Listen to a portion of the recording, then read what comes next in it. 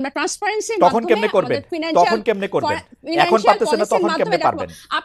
আপনি তো উন্নত দেশে থাকেন, ওখানে পলিটিক্যাল পার্টিগুলোতে কিভাবে মেনটেন হয়, একদম সেখানে পরিষ্কার কিভাবে থাকে, মেনটেন একদম পরিষ্কার। পরিষ্কার আমরা থাকে। কি তাহলে আমরা কি এটা একটা অ্যাডপ্ট করতে পারি না? আপনি কি জানেন না যে জো বাইডেনের তখন কে পারবেন, এখন দিয়ে পারতেছেন না যখন কেন? তখন পারবেন, এখন আমরা তো পারতেছেন না। মাত্র 1 মাস হয়েছে এসেছি, শুরু থেকে আমরা এটা কইরা কিভাবে নিলেন না কেন? যেমন আমি পলিটিক্যাল পার্টি করলে আগে ঠিক করতাম যে তাজনুবা আমাকে 5 টাকা চাঁদা দিছে, সেটা আগে দেখাই দিতাম।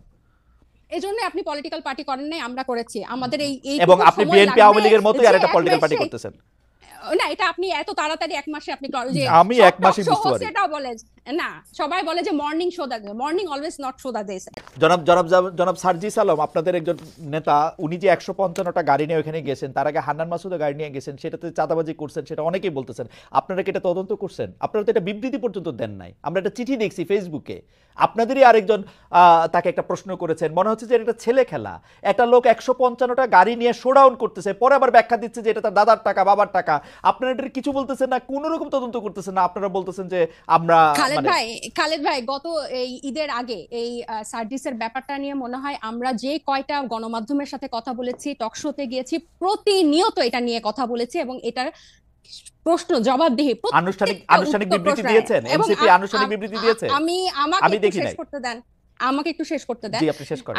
যেখানে যে মানে আমাদের তো শুধু একজন তারেক রহমান নাই যে যিনি কথা বললে ওই কথাটাই মানে বেদবাক্য হবে।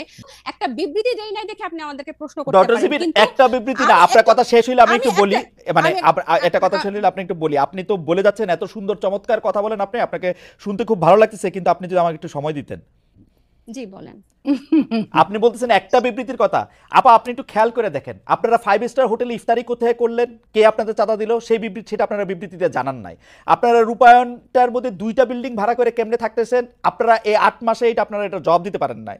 আপনাদের শোডাউন করলেন কোত্থেকে গাড়িতে, এটার জবাব আপনারা বিবৃতিতে দিতে পারেন নাই। আপনারা কেন হাসনাত আব্দুল্লাহ হঠাৎ করে বলল আর্মি তাদেরকে ডাইকা নিয়ে বলছে আওয়ামী লীগকে রাজনীতিতে আসতে দিতে হবে, তারপরে আপনারা এটার নিয়ে কিন্তু কোনো একটা দলগত অবস্থান আপনারা জানান নাই। আপনারা বিবৃতি দেন না এমন না, কিন্তু আপনারা কিন্তু বিবৃতি দেন। জনাব নাহিদ ইসলাম এবং আপনাদের মিডিয়া সেলের পক্ষ থেকে আমরা অনেক বিবৃতি পাইছি, এগুলি ব্যাপারে আমরা কোনো বিবৃতি পাই নাই আনফরচুনেটলি। টক শো থেকে আপনি কথা কইলেন, এখন আপনার কথাটা কি আমরা শুনবো, নাকি আপনার একটা পার্টির বিবৃতি আশা করবো? আপনি নতুন রাজনৈতিক বন্দোবস্তের কথা বলতেছেন, একটা নতুন আপনি আমাকে দেখাইতে পারবেন যে এনসিপির সাথে বিএনপির কি তফাত, এনসিপির সাথে জামায়াতের কি তফাত? কোন জায়গা দিয়ে আপনারা একটা তফাত করতেছেন আরেকটা জায়গা দিয়ে? একটা নতুন বন্দোবস্ত আনছেন, একটা উদাহরণ দেখান একটা নতুন বন্দোবস্তের। আচ্ছা খালেদ ভাই, বিবৃতি দিয়েই যদি এসব অপসংস্কৃতি বা এসব ব্যাপার থেকে মুক্ত হওয়া যেত তাহলে বোধহয় বিবৃতি দেওয়া হতো। আমরা কোন কোন বিষয়ে বিবৃতি দিয়েছি আপনি নিশ্চয়ই সেটা যেহেতু খেয়াল করেছেন আপনি খেয়াল করে থাকবেন। এইসব ব্যাপারগুলা বিবৃতি দিয়ে দায়সারা ভাবে ফেরানো যাবে না।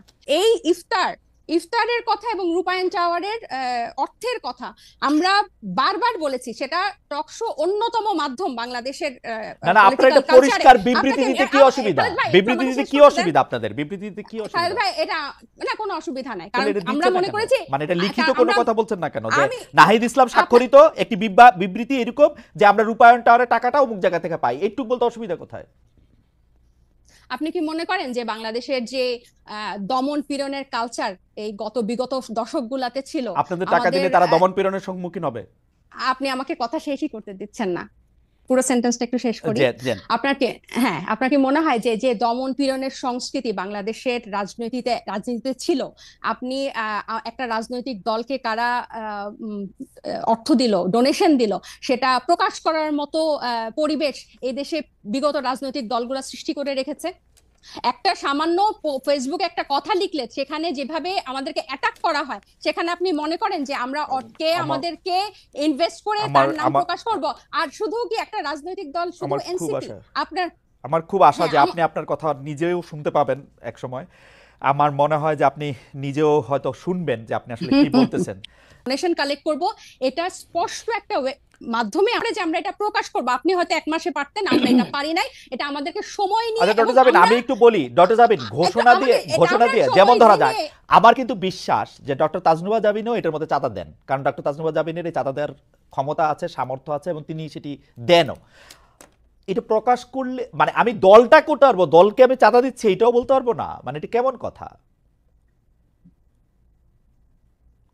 অবশ্যই বলতে পারবো, অবশ্যই, কেন বলতে পারবো না? আমরা তো একবারও বলছি না যে আমরা বলবো না।